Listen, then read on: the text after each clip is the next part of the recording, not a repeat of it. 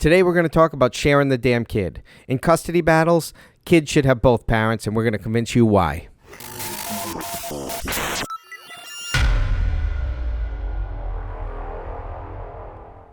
Hey, welcome back to The Art of Fatherhood. I am Brian LaFauci. And I'm Patrick Marino. And today we're talking about sharing the damn kid. And you know, we could take the old adage of, remember the story, there was the king, and he brought two women were fighting over whose baby or whose boy it was. And the king came up with this brilliant idea that how he would decide. He brought both women forward, and he said, I know we'll solve this debate right now. We are going to cut the kid in half, and you'll get half and I'll get half. And obviously one was like, yes, that's what we'll do. And then one was like, no, she can have the kid. And then he said, you must be the real mother because that crazy bitch wanted to cut a kid in half. That's how that ended. There was a Seinfeld riff on that too. Yeah. Newman on the bike. So anyways. Deep cut. We are not recommending cutting children in half today. No, we are not. We are not, but we are going to dive into the concept of shared custody being almost always the there's only way be to instances where there is some safety reason that sole custody is the only way to go, and or some other mental health or drug related financial issue, something that would make it really that would make sole custody way better. Yeah, I want to caveat that two things. One, I want to define sole custody as what we're talking about here because, as our standpoint, sole custody is 50-50 custody. That's what we're talking about. Shared custody is 50-50. Shared custody is 50-50. I want to define that. 45, 55, 50-50, somewhere in that. Equal parenting opportunities is what we are talking about here. It is our strong stance that, 80-20 every other weekend that is not shared custody. That is, that's sole custody with visitation kind of thing. That's really what it is. And that is not what we think should be the standard across the country. And that's what we're hoping gets changed to not be the standard across the country. So when we talk about it today, we're talking about something in the lines of close to 50-50. Two parents equally involved, and some of the discussion points that come up around that. And, the other caveat on that, to your point, is, are there exceptions? Yes. I'm of the belief that those exceptions need to be really extreme because what you find in custody discussions is that very quickly, all of a sudden, someone's issue gets magnified. Oh, well, the unsafe to parent because, that person drinks on the weekends. Well, yeah, okay. Well, there's a lot of two married parents that drink on the weekends. Yeah, this would have to be something that would justify it would have to be something that's serious legal consequences. Yes, I want to be clear on that. Yeah, we have to be very, very clear about that for sure. So let's bring. And I think that as well. That partially comes out in the emotion of the separation or the divorce, right? In the emotion of the separation and the divorce, you've got people who, again, even for me, right? I saw my child every day, and now you lose that ability. Right. So even if it's not just, my emotion over I'm the better parent, this other parent is no good. It's also just being selfish myself. I'm going to lose access to that kid and that's terrible.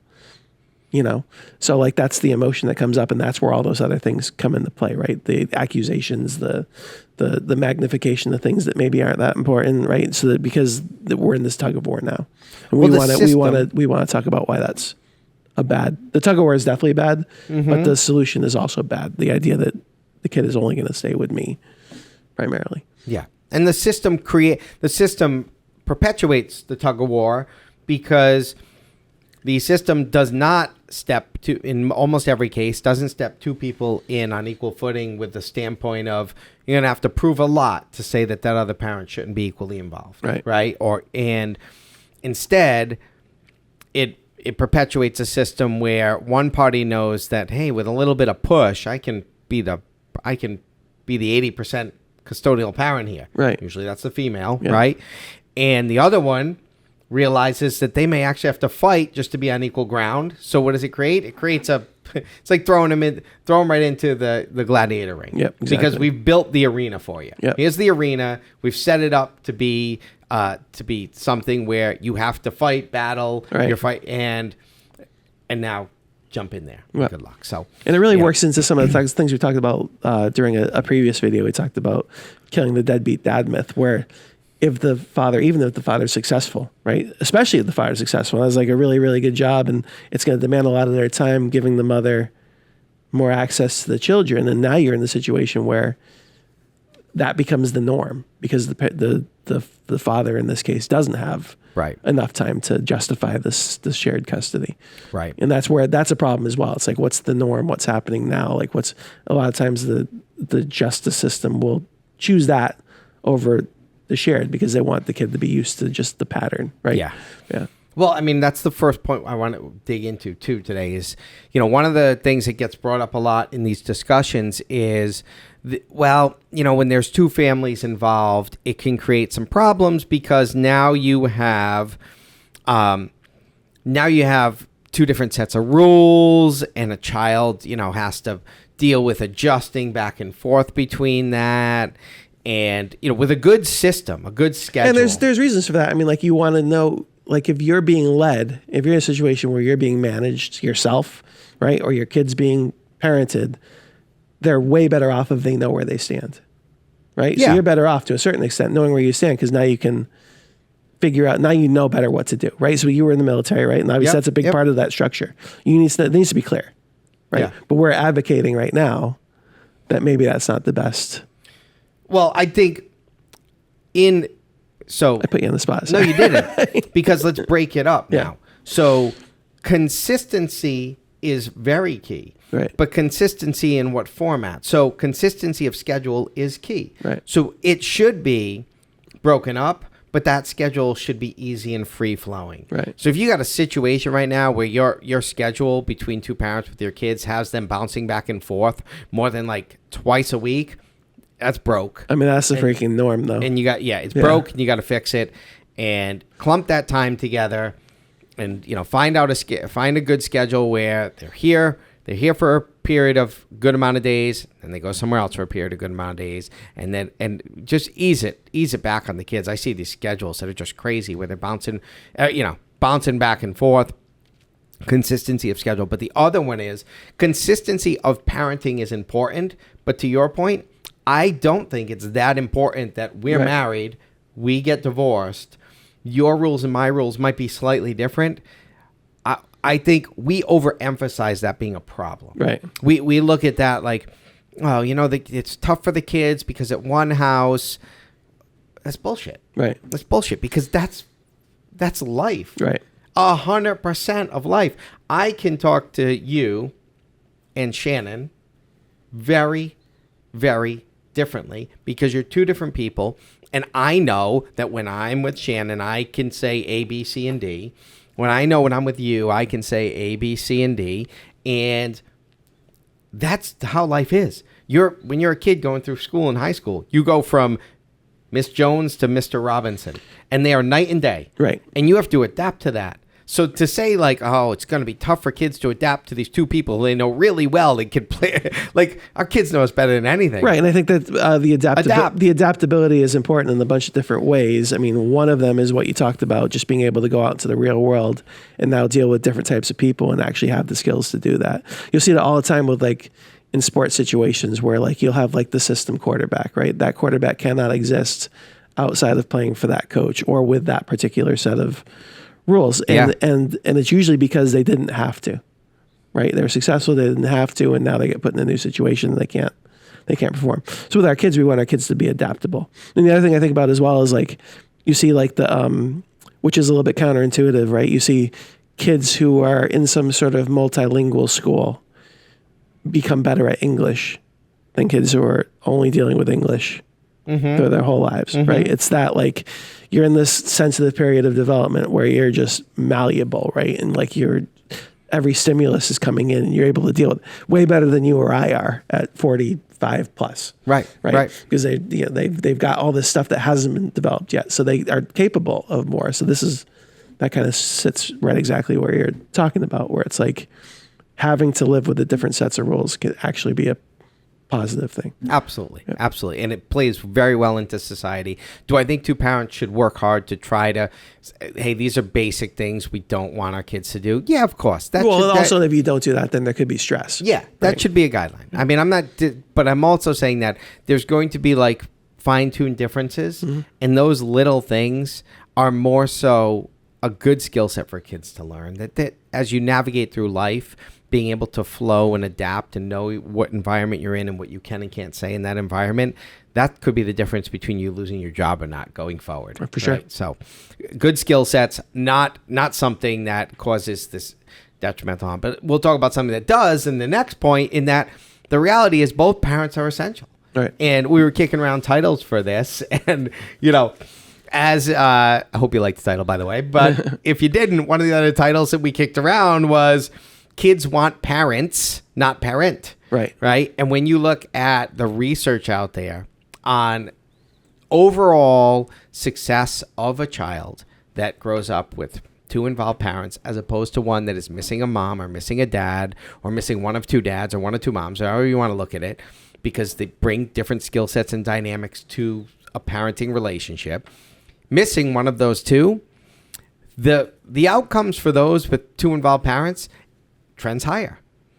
If you look at prison rates, the number of people in prison that came from single parent like upbringings is high. That's a high correlator. And you know, and I'm not saying if you don't have two parents, your kids go, but you can't ignore these simple facts that these are things that matter.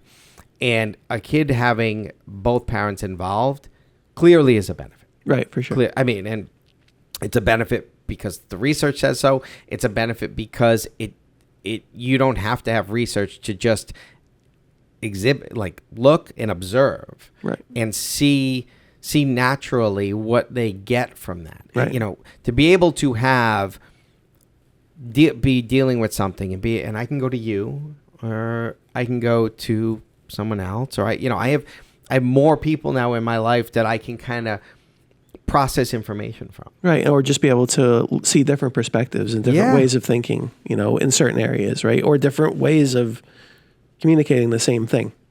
And it takes a lot for our kids to pick up on certain skill sets that they might get from us that are positive. And sometimes it's the fact of having the disparity of skill set lets them become their own person a little easier, define their own identity a little better, and with a little more example to build from. Because, okay, dad is good at A, B, and C, but he's horrible at this. And this is what I want to take from that and leave behind. Right. My daughter is phenomenal about being on time. And it's because I suck at it. Right. So as a child growing up, she would get anxious when we were late to like practice or things like that. And guess what? Unfortunately, dad's sometimes late, right? So that was out of her control. So guess what happened the minute she got her driver's license? She said, I'm not going to be that. Right. I don't want to be that. I want to take control back. I want to feel. So what is she? On time, early, prepared, all the time, right? Which is fucking great. And Yeah. I'm glad that my She broke the cycle. Yeah, but you know, with two parents there, they're allowed. It gives multiple like base level different things they can pull from like that and see and experience, and then It's just grow like off anybody of. who decides, like, if they want to become a better person, you might just go travel, right? See the world, and that way you have a better idea of all the different types of things you can be. Yeah, versus absolutely. just one narrow perspective. Yep. Yeah. Yeah, I mean, there's a no-brainer that two involved, and too frequently, I think we see one parent marginalized because it was maybe too hard in the court system for them to get to where they wanted to get to, Right. or a parent says, "Oh, they're a bad influence. They let them watch too much TV." Okay, great. Is too much TV good for a child? No. Did too much TV? Or just like all that stuff comes down to like having bad representation too. Yeah. Or not necessarily bad, but one just has like really well connected and aggressive representation, and you just have regular representation, right? Because you can get abused there as well. Like if you Right, have somebody who's absolutely. advocating for you as hard as the other person's lawyer is advocating for them. Yeah. Yeah. Yeah, I mean, there's a lot of these little things that kind of play out that are not in the best interest of the Right. kid. All of it. That's really, that's the best interest of the kid. That is the whole, that's it. right? It's got to be child centered, and I think that's where we talked a little bit about the emotional part of it, right? Why do we want sole custody in the first place? A lot of times it's based on the emotional trauma from the separation or divorce. And like, it's this, now you don't think as highly of this person who you might have thought very highly of before. And like, now it's like you're taking it out on them. And one way to take it out on them is to freaking take the kid. You know, like that's a soul, like let me take this out on that person who did me wrong. I'm taking this kid. You're not gonna be able to see that kid. Right now we're completely taking the kid out of it. It's all about you. Right. You know, and then you're also like, if you think that all these things are potential positives, which we do, the seeing different perspectives, the, all of that, the seeing different perspectives, the being able to pull from one and learn from different people and that whole thing. If you think that any of this is good, or living under different rules and being adaptable, if you can see the positive in any of that, then like that has to be a consideration in what's best for the child. Right. Yeah, it's all what's best for our child. We have to make a decision. How do we raise this child the best way? Right. And we think that the shared custody model, as long as it's safe, is the best path. Yeah. Yeah. Yeah. And the other thing about I want to bring up one more thing. Sorry, I didn't mean to interrupt. But I think that's, again, like, how can you take yourself out of it? Because like, if it's just you, not only is it just your perspective, but it's your biased perspective. Right. And so like, maybe I care, like maybe I'm like football dad. Right. And I want my kid's going to freaking play football, you know, and we're going to be training to be Brett Favre from the youngest age. You know, I'm tying his right arm behind his back so he can be a left-handed pitcher, whatever it is, you're right? overly living vicariously I'm through your kid. It's so important to me. But meanwhile, because it's so important to me, I can't see that the kid is not interested, not enjoying it. Our relationship is hurting, but I can't take myself out of it because the emotion. Well, now you've got that other parent.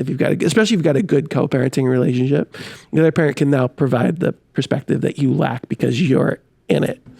Yeah. Right. You're just in it. Right. It's like, I can't think otherwise because of my biases. Yeah. Because what I want for the kid, and having that counterbalance is so critical. Yeah. The child gets an advocate that is outside of your own perspective. Right. Which, you know, as much as we may struggle and we may obviously have issues with our ex-significant others, obviously why there are ex-significant others, to say that nothing that comes out of their mouth has any benefit, well, that in 99% of the cases, that's not It goes true. back to a lot of other stuff, like about listening, about just assuming that the other person has a different way of looking at it. It might be not your way, and it's important for the kid to be exposed to all these different ways. Yeah, absolutely. And know it, think about it, and be expressed to it. And so to our listeners, I think one of the things I want really to impart on our listeners is this. You know, think very hard when you are trying to angle to remove a parent from your child's life. And I don't care what direction that is. You know, whether it be from, you know, the father getting pulled out or the mother getting pulled out or whatever, you need to think really hard about that. Because how much of this is coming out of vengeance? Right. How much of it is real? And there will be damage there. So to pretend like there won't be damage by taking a parent out of a kid's life, there absolutely will. And if it isn't truly in the absolute best interest of that child, there will be resentment potentially down the line. Significant resentment. So this bond that you think you're building with your child could actually be tainted and later in life be looked at in the opposite way that you want it to be looked at. Right. The worst thing a child could think is you took my other parent away from me. Why'd you do that? And then you go through your reasoning, and now they're a grown adult, and now they're like, yeah, that doesn't really add up. Right. You were just being selfish. Yeah, that doesn't make sense to me. They will be adults.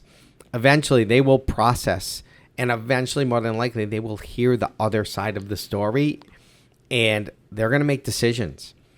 And those decisions might not be, you know, or they're going to formulate their opinion, and it might not be what you want them to form. We work to have the relationship with our kids as an adult.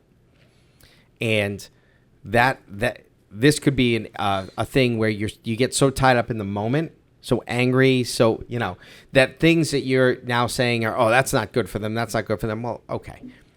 Maybe there's an argument that that's not good for them, but is it worse than not having another parent involved? And that's because that's a heavy question, and I think can lead to some serious issues and concerns and things that need to be considered. So I think as well, like there's another way of looking at the whole thing besides of these serious consequences that can happen down the road.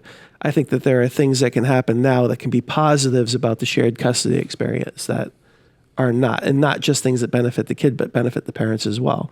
And benefiting the parents, benefiting the kid, right? Happy parents, well-adjusted parents is going to rub off on the child. Yeah. Right. So again, like if I think one thing that's a big one is financial. Right. And I know that there's a lot of relationships where it's like, okay, the dad has to pay child support and also they want to split all the bills, but custody isn't shared. So now there's this resentment, right? It's like, it's built in. It's like, and sometimes things are impossible, right? So the kid is with the mom all the time. So the mom is constantly paying for stuff and then having to go back and ask the dad. Meanwhile, the dad resents the mom because he can't see the kid as often. He's like, why do I have to pay as much? I haven't been involved in the decisions and all this, right? Whereas if we can, like anything, like if we can kind of work together, then it makes raising a child less expensive, right? It's like if we can share these costs. Because raising a child is expensive. Yeah. And if you're solely responsible for that, even if it's temporarily because the other parent has to eventually reimburse you, then that sucks. Like the more you can share, the better off you're both going to be financially, and that helps you very much. And the other way, I think it's really positive as well, just well-being, having some time to yourself. And that's one of the things like I've had to learn to enjoy. Right? And enjoy is maybe even the wrong word for it because I never enjoyed not being with my son. But that time away from him might be areas where I can be productive in my career, might be areas where I can be productive in just becoming better, making better friendships with people outside of my family. You know, like all those things I can do because I don't have the burden of having my child around all the time. Right? And now I'm more well-rounded. He's still being well taken care of while he's not with me. Yeah. You know, but it allows me to be more well-rounded and maybe healthier myself, which results in a healthier. It's interesting, and you know, we'll kind of getting close to wrap up, but not to go too far down that rabbit hole, but one of the key issues that when married couples do struggle with is getting the time for self. Right. And relationship, self and relationship. So when there is a split and when there is a custody split, one of the things that does come out of that is you end up you almost kind of rearrange your schedule. So this half the week when my child is here with me, that's priority. So and it's interesting, like when there's two parents together, sometimes I don't see parents do that as much. No, because usually, they exactly. almost take for granted. Well, they're there every day. Yeah. So sometimes split parents do a better job of the parenting component, right? Separate. You frequently see it for the mother because traditionally the mother is still more of the caregiver. So it's really a lot of times it's the mother who finally gets some freedom. Yes, right. Gets the ability to do self-care. And it's the mother who's fighting more for this whole custody. Yeah, but it's the mother who probably needs a little bit of a break. Yeah. You know what I mean? Yeah. Like, and that's why I look at it from a positive versus negative. Like, again, if we're all happier and we're all healthier, we're growing in our career, we're growing as people. Yep. Because we have a little bit more free time, which we wouldn't have had before. Right. Yep. And for those parents that are still together, takeaway for this in this discussion is make sure you're taking time for yourself. Right. So make sure you're balancing the responsibility in-house together and make sure you're taking time for the two of you together and finding a way to break from the child for a little bit and create in some ways you want to share the responsibility of raising the kid exactly as you would if you were separated. Right. You don't want to just have one person who's solely doing this and one person solely. You want to be doing it shared. Awesome. Yeah. Share the damn kid. Share the damn kid. I'm Brian LaFauci. Patrick Marino. Till next time. Thank you.